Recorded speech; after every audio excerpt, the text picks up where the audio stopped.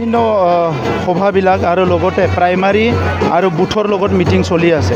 তো মই বিভিন্ন সমষ্টিত যোৱা চৰকাৰ চলি থকা সময়ত বিভিন্ন বুথৰ লগত কথা পাতিবলৈ স্কোপ পোৱা নাছিলে।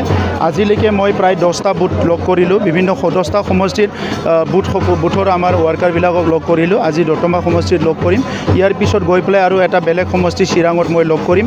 গতিকে বুথৰ লগত মোৰ মিটিং চলি আছে, যাহাতে নিৰ্বাচনত তেখেতসকলৰ মনত যদি কিবা শংকা আছিলে এইটো ক্লিয়াৰ কৰি দিবৰ কাৰণে চবতো কাম কৰি আছোঁ।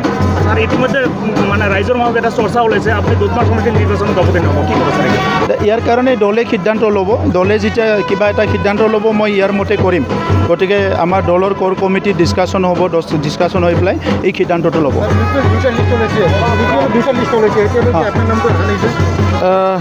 মোৰ নামটো আহি গৈছে, আপুনি ভালকৈ চাওকচোন।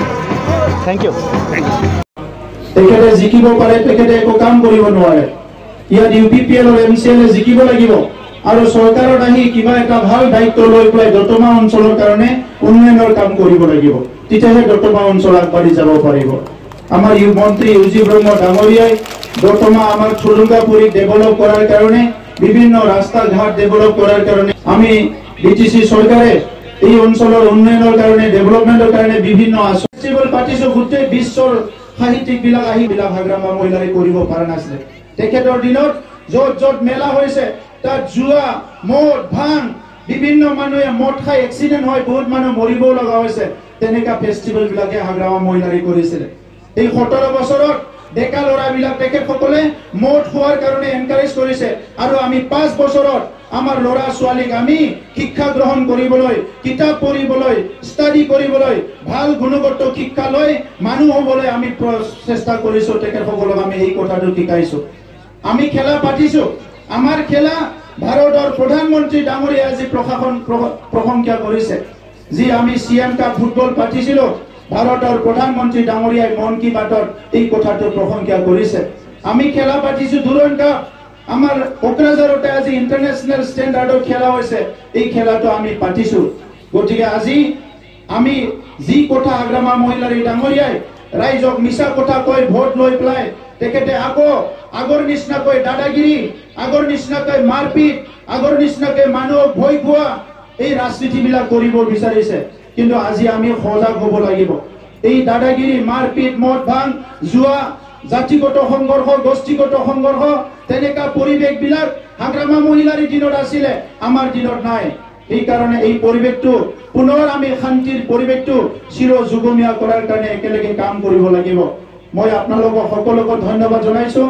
আজি বিশেষকৈ আমাৰ প্ৰাইমাৰী আৰু বুথৰ মিটিং আছিলে। ইয়াত দতমা অঞ্চলটো এটা সুন্দৰ আৰু উন্নত অঞ্চল হিচাপে গঢ় দিয়াৰ কাৰণে UPPL দলে সিদ্ধান্ত লৈছে।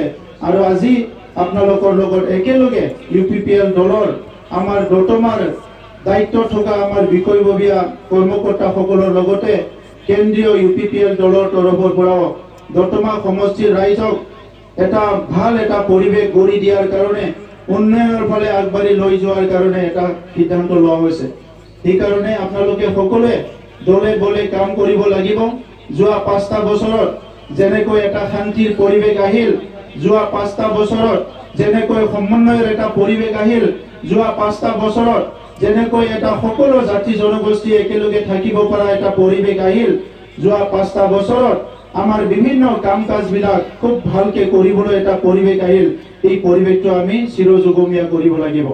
এই প্ৰাক মুহূৰ্তত আমাৰ দলীয় কথাবিলাক আলোচনা কৰিবলৈ মই ইয়াত উপস্থিত হৈছোঁ।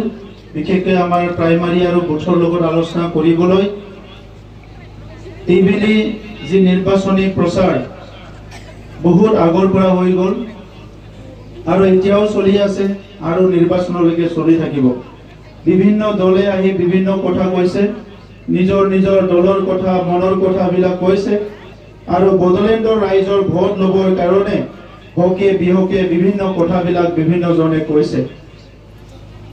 আমি সকলো জানো যে এই দতমা অঞ্চল, ইয়াত সকলো মানুহে শান্তি, সম্প্ৰীতি, সমন্বয় আৰু নিৰাপত্তাৰে থাকিব বিচাৰে।